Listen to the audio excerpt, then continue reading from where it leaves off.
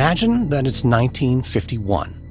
You live in Rosebank, a leafy section of North Baltimore, about 3 miles north of Johns Hopkins University. One Friday morning, you're at home, having your second cup of coffee, when there's a knock at the door. You open it, and a man in a black suit flashes a badge. "Hello, sir. I'm from the FBI. Mind if I come in and ask you a couple of questions about your neighbor, the biologist at the university?" "Of course." The two of you sit down to chat. You know your neighbor occasionally works for the government, so this all feels routine. "How long have you known him?" The agent starts off with softballs. "A couple of years." "What's his family like?" We're not particularly close, but he's respectable, quiet, keeps to himself, teaches Sunday school at the Baptist church around the corner. In fact, his parents were missionaries. He was born in China." "Oh, China. Does he speak Chinese?" You don't know. But sensing an opening, the agent gets a little more aggressive. "The FBI has reason to believe that your neighbor has had contact with communist organizations.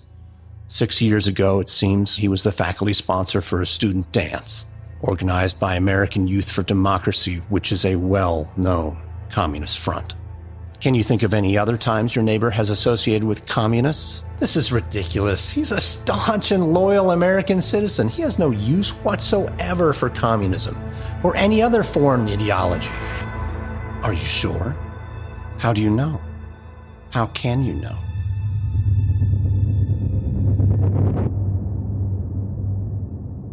The interview ends. You show the agent out and sit back down for a few minutes to collect your thoughts. Truth be told, you don't really know your neighbor all that well. I mean, you like him, but he does sometimes express his views as slightly left of center. You remember during the war, he once asked you to sign a petition protesting segregation in the military. And in the newspapers, you've read that the civil rights movement is riddled with communists. You finish your coffee and think about your cousin's son, who's fighting the communists somewhere in the mountains of Korea. Your mind wanders a bit back to when you took your daughter to the movies last week. The newsreel before the matinee showed streams of Eastern European refugees fleeing to the West, abandoning everything for a chance at freedom. You think about mushroom clouds and the treasonous scientists who stole atomic secrets and passed them on to Stalin. You resolve to watch your neighbor more carefully. After all, the nation is at war.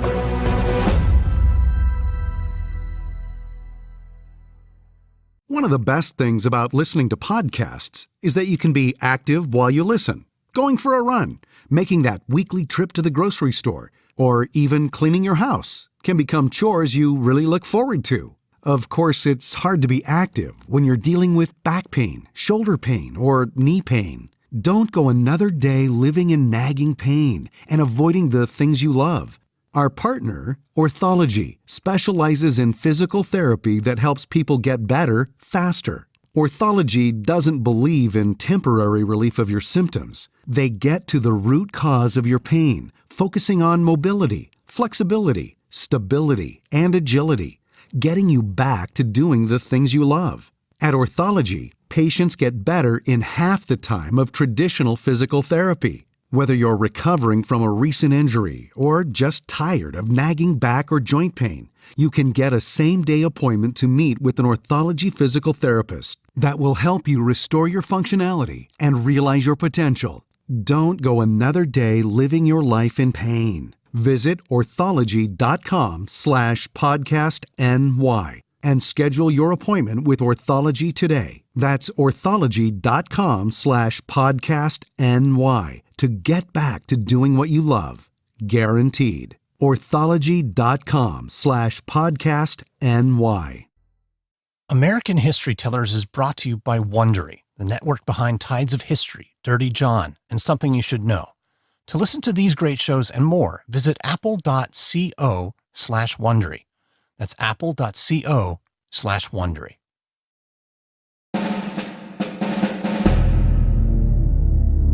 From Wondery, this is American History Tellers. Our history, your story.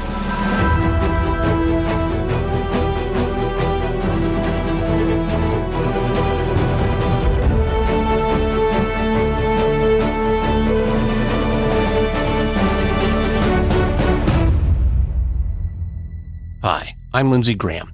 And no, in case you were wondering, not that Lindsey Graham. I am, though, an American and deeply interested in our shared history. So on this show, I partnered with PhD historians to take you to the events, the times, and the people that shaped America and Americans, our values, our fights, and our dreams. We'll put you in the shoes of everyday citizens as the Cold War, the American Revolution, Prohibition, or the Gold Rush were happening. And we'll show you how history affected them, their families, and affects you now. We're starting American History Tellers with a 6-episode series about the Cold War. This is part 1. There's an iconic photograph that you may have seen from 1945, near the end of the Second World War. The British, American, and Soviet leaders of the Grand Alliance, Winston Churchill, Franklin Roosevelt, and Joseph Stalin, are sitting next to each other in wooden chairs, looking chilly under their February coats. FDR sports a cape. Churchill's got his trademark cigar, and if you look closely, you can see FDR's cigarette holder. They're sitting so close to one another that their elbows almost touch, but they're each staring off in a different direction, lost in their own thoughts. There's another version of this photograph, one with a wider focus. In that one, a small army of advisors and diplomats mill around behind the 3 leaders. Few wear hats or topcoats, but most are bareheaded. They must have been cold. There's a set of arched doorways in the back and several Persian rugs scattered over the ground. The people in this photograph are gathered in a courtyard of the Levadia Palace in Yalta, a Soviet-controlled resort town on the Black Sea. For a week in February 1945, the grounds of this once elegant palace were transformed into the meeting headquarters for a summit that would decide the fate of post-war Europe. Almost no one in this photograph seems happy. Even on the verge of victory against Hitler, Roosevelt is especially grim. And with the knowledge of hindsight, he doesn't look well. A stroke would kill him just 2 months later, leaving his vice president, Harry Truman, to see the United States through the end of the war. One person, though, has just the faintest hint of a smile, and that's Stalin. Given everything that's happened later, it's hard to remember that Churchill, FDR, and Stalin gathered that day as allies. During the Second World War, the United States, the UK, and the Soviet Union came together in a grand alliance to defeat Germany and Japan. But within 2 years of that peace, the West would be locked in a conflict with the Soviet Union that threatened to destroy the entire world. This was the Cold War, the epic conflict that pitted the United States against the Soviet Union and capitalism against communism. Разве это новость? Сам господин Хаммершельд. We must guard against the military-industrial complex. From Stettin to Trieste in the Adriatic, an iron curtain has descended across. Знает, чью он политику проводит. Mr. Gorbachev, Лучше, чем tear down this wall. For most of the second half of the 20th century, the idea of the Cold War affected nearly every aspect of American life, from electoral politics to social movements to fashion trends. The Cold War ended in 1991 when the Soviet Union collapsed. But today, we're going to talk about its origins. Specifically, we're going to focus on the period from 1945 to 1954, when the battle lines were drawn. What was the Cold War about, anyway? How did a botched agreement at Yalta turn into a global conflict that lasted nearly half a century? And how did this all-or-nothing mindset affect individual Americans? How did it affect even people who didn't think of themselves as political? By 1947, 2 years after the war had ended, things were looking up for many Americans. The soldiers, sailors, and pilots had come home, ready to start new lives in the new suburbs. The veterans packed into college classrooms, tuition paid by the GI Bill. Women showed off their legs in new nylon stockings, a modern miracle that had been off limits during the war. By the next year, the shortages had ended. American shoppers threw away their ration books, filled their carts with as much meat, butter, and sugar as they could afford. But for many Europeans, even those basic consumer goods remained out of reach until 1947. The war in Germany had officially ended in June 1945, but the effort to rebuild had stalled. You could still see bombed-out buildings on the streets of London and Berlin. Families everywhere shivered, unable to find coal to heat their stoves. Survivors of concentration camps had no place to go and no one to go with. And everywhere, people were starving. Europe was facing both a humanitarian and a political crisis. In France, Italy, Turkey, and Greece, communist parties promised full bellies and warm stoves. But at least citizens in these countries had a choice. In Eastern and Central Europe, Stalin had installed communist governments that promised to follow only Soviet orders. Back at Yalta, Churchill and FDR had agreed to give Stalin a sphere of influence in Eastern Europe. They didn't really have much choice in this. The other allies needed the Soviet Union to stay in the war to defeat Hitler's Germany, and Stalin's Red Army had already occupied most of the territory east of Berlin anyway. But at Yalta, the three leaders agreed that all the liberated territories would have democratic elections after the war. Stalin, though, had no intention of honoring this promise. More than 10 million soldiers from the Red Army had died fighting Nazi Germany, and Stalin saw Eastern Europe as his reward for their sacrifice. The Soviet leader interpreted his right to a sphere of influence to mean full control over the countries between Germany and Russia. By 1947, Stalin had installed puppet governments in Poland, Hungary, Bulgaria, Romania, and Albania. This is why so many historians start the story of the Cold War with Yalta. Yalta sets up a straightforward morality tale. Stalin promised to allow democratic elections in Eastern and Central Europe. For these historians, by breaking that promise, Stalin created the conflict that ultimately led to the Cold War. After all, once Stalin started taking over governments, who knew where he would stop? If the United States wanted to protect freedom and democracy, the story goes, it had no choice but to oppose communism on every front. And, according to this view, if the United States started a nuclear arms race or squashing civil liberties, it was really Stalin's fault. The more we learn about the Cold War, though, the more we wonder about this origin story. It doesn't really hold up to historical scrutiny. Among other things, in 1947, the United States was the only country with an atomic bomb, which gave it quite a bit of leverage over its enemies. The Soviet Union had suffered unimaginable losses during the war. On top of the approximately 10 million soldiers killed in battle, somewhere between 10 and 20 million more civilians had died through the German occupation, the Holocaust, and widespread famine. The Soviet Union wasn't really in a position to be taking over the world in 1945. But, as you might have guessed by now, this particular origin story was popularized by a generation of American historians who wrote during the Cold War. Soviet historians told a mirror image origin story for the Cold War that presented the Soviet Union as a peaceful victim of the United States' imperialist aggression. Over time, though, historians have come to understand that both of these origin stories illustrate a central characteristic of the Cold War: black and white thinking. The Cold War was a you're with us or you're against us kind of conflict. It pitted capitalism against communism in an all-out existential struggle. Odd Arne Westad, one of the leading historians of the Cold War today, has spent years combing archives all over the world. His research documents the ways that ideological concerns drove this conflict. In his influential 2005 book, Global Cold War, Westad shows how the United States and the Soviet Union both sought what he calls global ideological predominance. American and Soviet leaders disagreed on the content of their ideologies, but they agreed that only one or the other could ultimately prevail. What Westad is suggesting here, and he's likely right about this, is that we have to take these ideologies seriously, because U.S. and Soviet leaders took them seriously. Let's spend a little time with each of them, starting with the United States.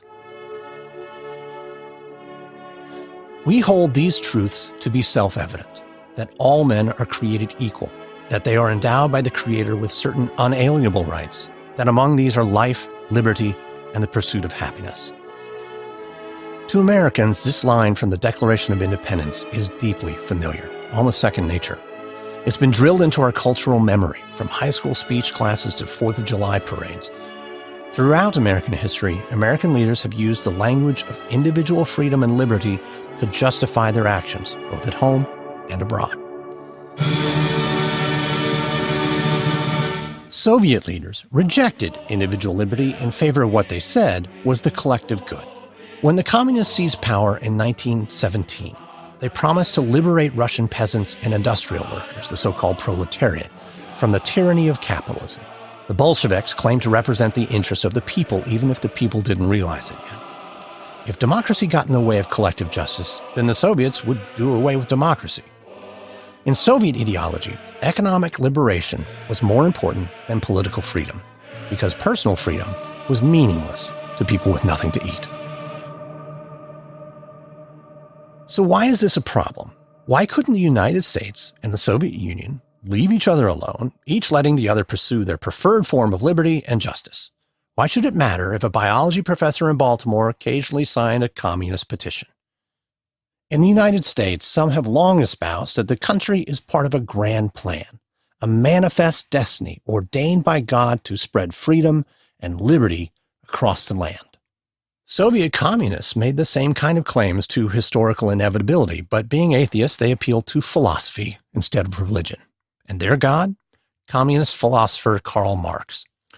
According to Marx, capitalism was just a temporary but necessary phase on the way to inevitable socialist revolution. These ideologies, ephemeral and only of the mind, nevertheless had real-world consequences. Let's say, for example, that you're an American businessman who purchased a banana plantation in Guatemala. You've raised the money to buy this property from investors, and you purchase it legally. You see this as a free transaction between two individuals at liberty to use their capital however they'd like. If an American has the money to invest overseas and someone's willing to sell to him, then why not? But now consider the same transaction from the perspective of a Guatemalan peasant. You might question the right of the seller to claim ownership of the land. After all, without your labor, this banana plantation would just be a strip of jungle. Over the years, hundreds of workers had died while hacking down palms in the tropical heat. What if these workers banded together, changed the political system to benefit themselves? The American businessman would lose his investment, but what should matter more, according to the peasants? The Americans' money or Guatemalan lives? In their purest forms, the ideologies of capitalism and communism excluded the very possibility of the other's existence.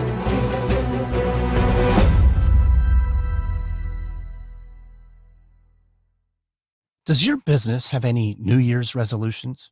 Here's an important one that every business should consider. Make your hiring process more efficient and effective. This year, let ZipRecruiter help. No one has done a better job transforming how you will find the right talent than they have. ZipRecruiter posts your job to over 100 of the web's leading job boards with just one click. Then, ZipRecruiter actively looks for the most qualified candidates and invites them to apply, so you never miss a great match.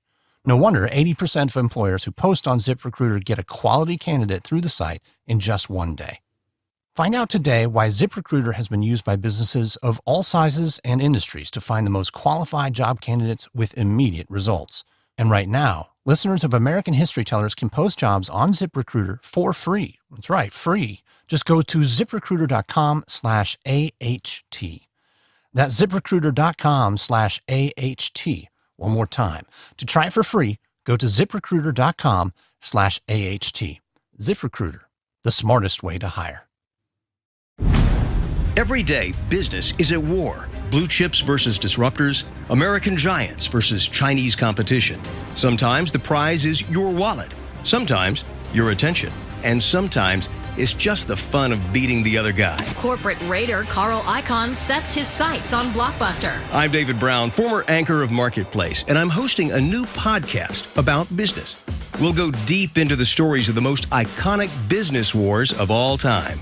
Nike versus Adidas, Netflix against HBO, McDonald's and Burger King. They get real. They get personal. From Wondery, this is Business Wars. Subscribe today on Apple Podcasts or your favorite listening app.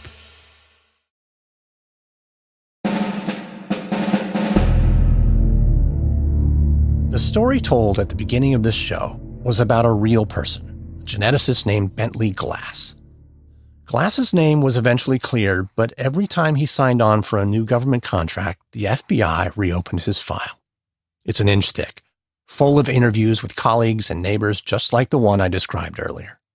J. Edgar Hoover himself signed letters asking agents to investigate why, exactly, Glass had donated $5 to an interracial youth group in 1944.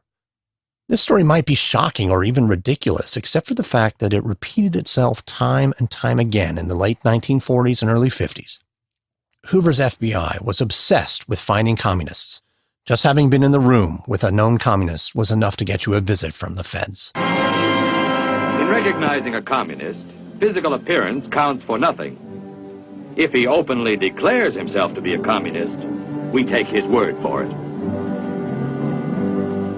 If a person supports organizations which reflect communist teachings, or organizations labeled communist by the Department of Justice, she may be a communist.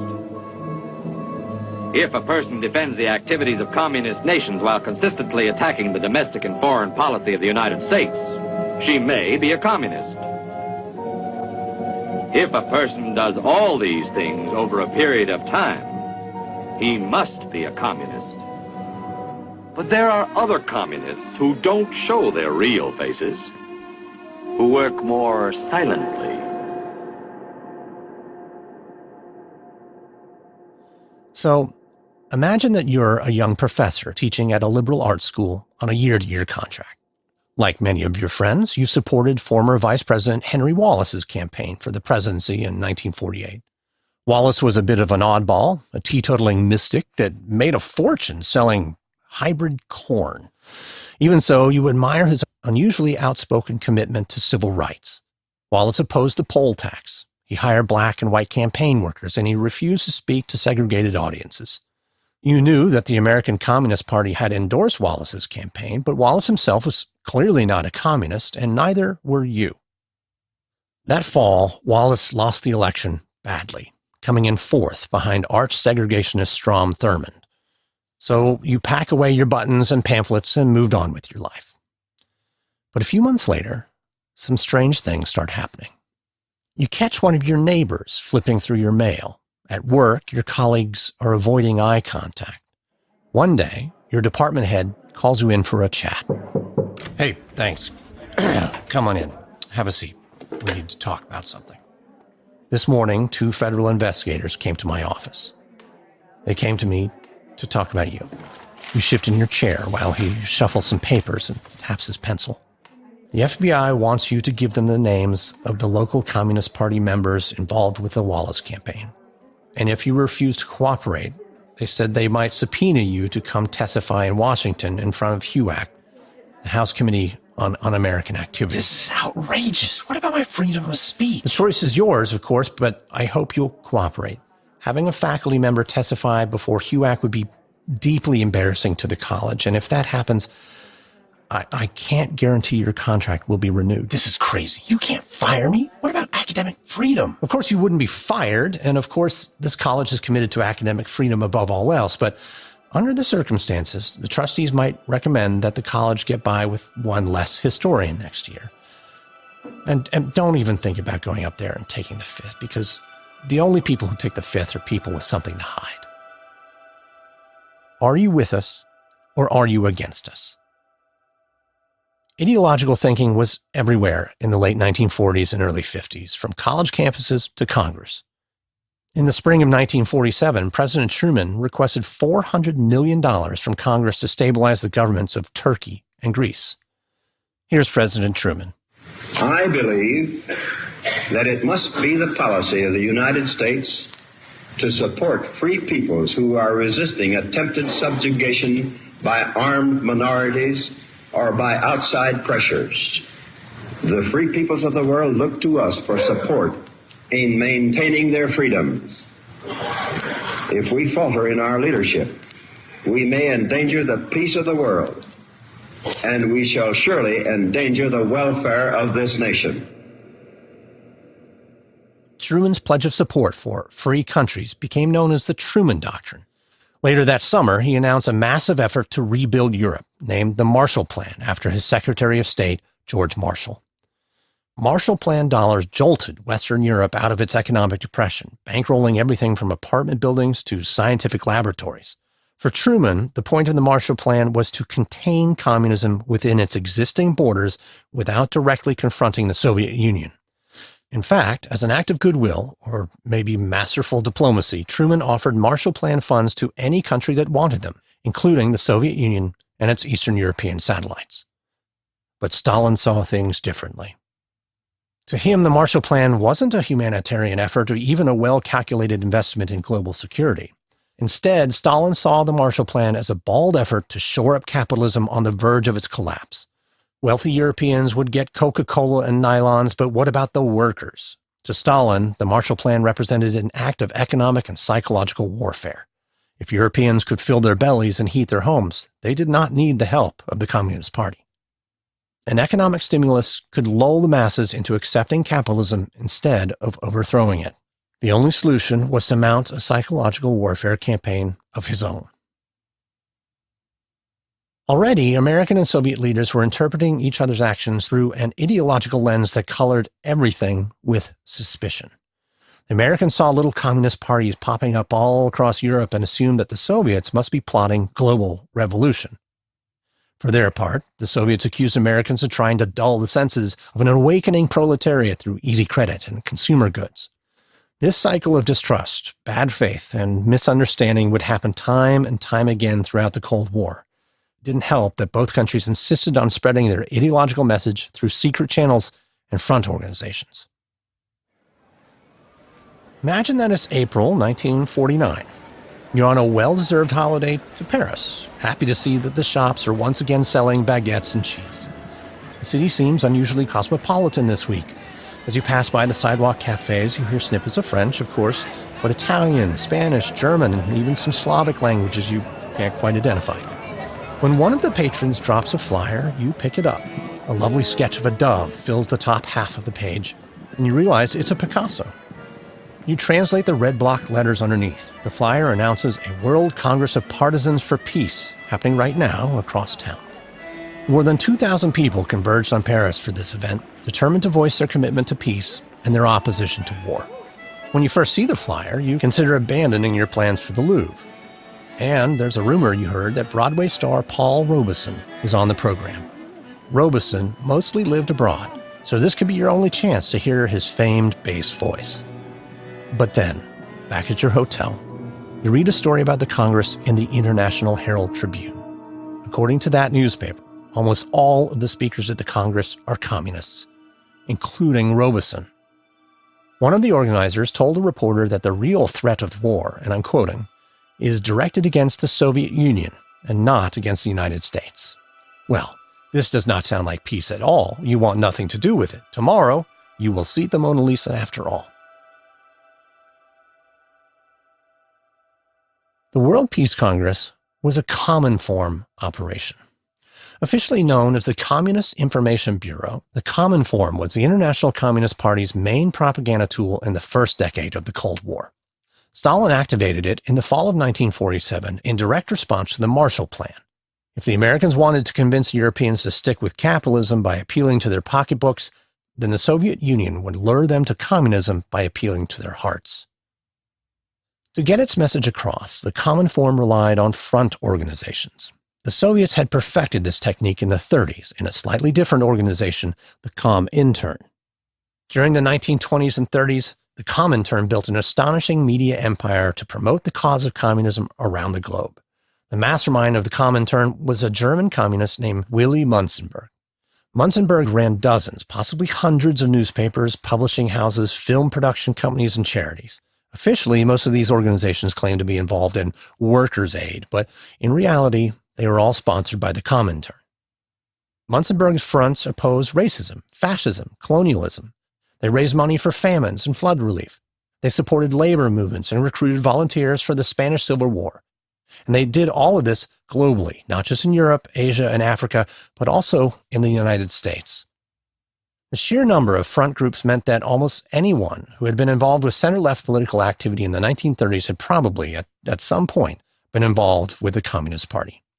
And so, when Stalin reactivated the Common Form in 1947, tens of thousands of Americans who had never actively considered themselves communists found themselves guilty by association. Maybe you once attended a meeting of the World Federation of Scientific Workers, or briefly held a membership in the League of American Writers, or maybe, like Bentley Glass, our professor from the beginning of this episode, you supported students involved with American Youth for Democracy. In the late 1940s, a handful of U.S. politicians saw this situation as an opportunity to advance their careers. One of the ambitious red baiters was Wisconsin Senator Joseph McCarthy. His endless badgering of potential communists gave the phenomenon the name by which we still know it today, McCarthyism. You'd be forgiven if you were confused the first time you heard about McCarthyism. How could a person get in trouble for just being in the same room with a communist? I mean, the First Amendment guarantees Americans the right to freedom of assembly and freedom of speech, so what's the problem here? Historian Ellen Schrecker solved this riddle in a series of books about the American Red Scare. Her work shows that McCarthyism didn't work by sending people to jail. It worked by costing people their jobs. All told, only a couple hundred Americans spent time in jail for their communist associations, and most of them were sentenced for contempt of Congress. HUAC asked them to name names, they refused, and they went to jail. But like our hypothetical university lecturer, the vast majority of Americans who got caught up in anti-communist scares simply lost their jobs or couldn't get hired in the first place. They were in the wrong place at the wrong time and somehow came to the attention of the authorities. In March 1947, Truman signed an executive order that required a loyalty check for every federal employee. Everyone who worked for the government, from diplomats to janitors, had to pass a security investigation. If you had ever been involved with one of those Comintern front groups, forget it. The Attorney General drew up a list of several dozen supposedly subversive organizations, and any involvement with even one of them was enough to get you blacklisted. And not only in government, but also in Hollywood, in academia, even certain unions. But what were the authorities looking for exactly? Was communism illegal? Can you outlaw a political party? The short answer is yes. In 1948, the Truman administration charged the leaders of the American Communist Party of violating the Smith Act. The Smith Act made it illegal to, quote, teach and advocate the overthrow and destruction of the government of the United States by force and violence. As Schrecker explains it, Marxist doctrine suggested that a proletarian uprising was inevitable, and that the Communist Party welcomed that revolution. Therefore, in the logic of 1948, American communists were guilty of advocating the overthrow of the United States government. These days, you can get just about anything online and on demand. But did you know that you can even get postage on demand with Stamps.com? Well, you can. With Stamps.com, you can print real U.S. postage for any letter, any package, right from your home or office. All available 24 hours a day, 7 days a week, when it's convenient for you. You can access all the services of the post office right from your desk with Stamps.com. They'll even send you a digital scale so you can weigh your letters and packages and print the exact amount of postage every time. It couldn't be easier to use. Just click, print, mail, and you're done. American History Tellers is part of the Wondery network of storytellers, and Wondery has been powered by Stamps.com right from the very start. It saves us so much time, and we know it will for you too. We've even worked out a special offer with Stamps.com for our listeners that includes a 4-week trial plus postage and a digital scale without long-term commitments. So go to Stamps.com, click on the microphone at the top of the homepage, and type in Tellers. That's Stamps.com, click on the microphone, and enter Tellers.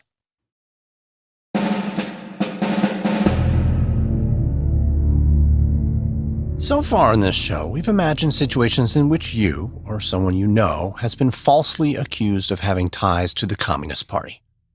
The vast majority of people caught up in the Red Scare were not communists. Many of them were on the right side of history. They got in trouble because they opposed fascism, or aided Jewish refugees in the 30s, or because they supported civil rights.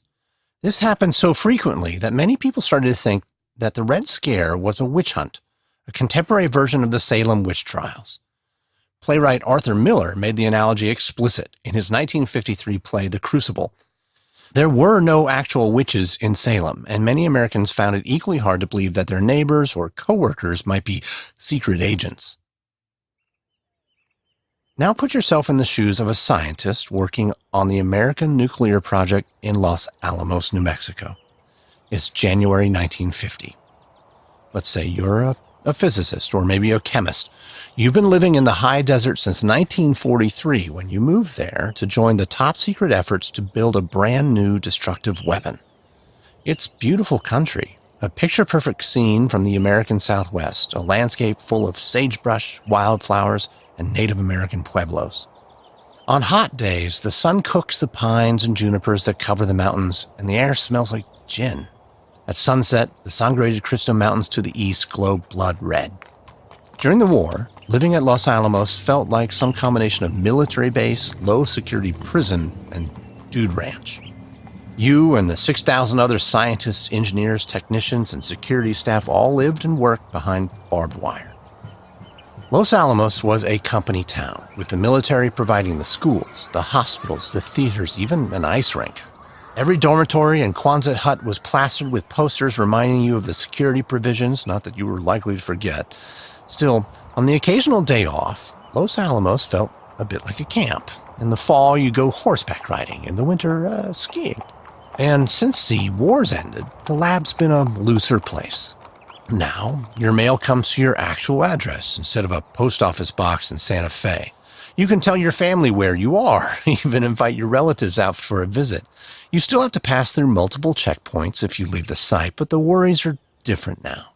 Now, instead of worrying about whether you and your team will beat the Germans to the bomb, the security staff is obsessed with communism. The military detail in charge of security has been impossible to deal with since September, when President Truman announced that the Soviets had tested a bomb of their own. It's understandable, but you, like most members of the scientific staff, think they're overreacting. In your opinion, there were two big secrets to the bomb. Number one, that it existed, and number two, that it worked. After Hiroshima, you wouldn't need spies to know the answer to those questions. The Soviets were perfectly capable of building a bomb on their own. But the military investigators and the FBI do not see it that way. Ever since September, they've been sniffing around, asking questions, almost every day. The implications are ridiculous. Half the scientists at Los Alamos knew someone who'd been a member of the Communist Party in the 30s, and for the scientists who'd emigrated from Europe just a step ahead of the Nazis, that number was probably higher. So imagine then how shocking it must have been to see a familiar face staring out from the front page of the newspaper. On February 3, 1950, British authorities arrested Klaus Fuchs on charges of atomic espionage. At the time of his arrest, Fuchs was working at Harwell, the British nuclear research facility. Our scientists would have known him as a brilliant physicist who had lived and worked at Los Alamos from 44 to 46. Fuchs knew everything there was to know about the atomic bomb. He attended the Trinity test in Alamogordo in 1945. What was worse, he knew almost as much about the American plans to build a hydrogen bomb, so much so that he held a patent for one of the possible designs, and now he had confessed to being a Soviet spy. Fuchs was the first atom spy, but he wouldn't be the last. In 1951, Julius and Ethel Rosenberg were tried for passing nuclear secrets to the Soviets. But unlike Fuchs, the Rosenbergs never confessed. Their case became a cause célèbre for people of conscience who assumed the couple, Jewish lefties from New York, had been framed. Their execution in 1953 made them martyrs for McCarthyism. For 40 years, the Rosenbergs' reputation stayed intact, at least among the left. But in 1995, the United States government began declassifying materials from a top-secret counterintelligence project that changed everything. Starting in 1943, the Army Signal Intelligence Service began intercepting and decrypting Soviet intelligence messages. This was the Venona Project, a project so secret that not even Roosevelt knew about it. Remember, the Soviet Union was, at the time, a U.S. ally. Venona confirmed what the FBI and military brass suspected. Stalin had spies in the United States. Lots of them. The exact numbers are still disputed, but some historians think that the Soviets had almost 350 covert agents working with the United States. These spies worked at Los Alamos, in the State Department, and at the CIA. The Rosenbergs were most definitely guilty. But this still didn't justify the Red Scare. In the early 1950s, the FBI and HUAC were accusing so many people of being communists that more and more skeptics and critics started pushing back on these claims. For instance, When communists gained control of the Chinese mainland in September 1949, hardliners blamed communist spies here in the U.S. for undermining foreign policy that what? Could have reversed a Chinese civil war from the halls of Congress? The following year, Senator Joe McCarthy claimed to have a list of 205 communists working in the State Department. In 1954, McCarthy aimed his sights at the Army. This time he claimed to have a list of 130 subversives who worked at military facilities. By now, McCarthy's anti-communist hearings had become such a circus that both Republicans and Democrats refused to attend. And yet McCarthy's attacks continued until one day in June when someone had finally had enough. Let us not assassinate this lad further, Senator. Look, you've done enough. Have you no sense of decency, sir? At long last, have you left no sense of decency? That's the voice of Joseph Welch, chief counsel for the U.S. Army, defending a young lawyer from McCarthy's attacks. Welch's comments were a sensation. It's as if his remarks snapped 150 million people out of a trance. We know from historian Ellen Schrecker's work that the blacklisting continued, but the reckless, high-profile accusations stopped with Joe McCarthy's humiliation that day in June. The Red Scare inflicted enormous damage in the United States. People watched what they said and who they said it to. Neighbors informed on neighbors. People with mainstream views found themselves trapped in lies about what they did years and years ago in their youth. But the Red Scare also damaged national security by failing to distinguish between manufactured and actual threats. The Red Scare was a quintessential Cold War phenomenon. According to Cold War ideology, the United States was supposed to be a beacon of freedom and liberty, but some saw a conflict. How could Americans criticize the Soviets for thought control while simultaneously requiring its citizens to take loyalty oaths? Purity tests, black and white thinking, all or nothing, us against them. In Cold War America, opposition to communism became more important than loyalty to American values. On the next episode of American History Tellers, we'll dig deeper into the question of how you fight an ideological war. We'll delve into how the CIA enlisted Catholics into their campaign against communism and why the State Department embraced jazz as a secret weapon in the battle for hearts and minds.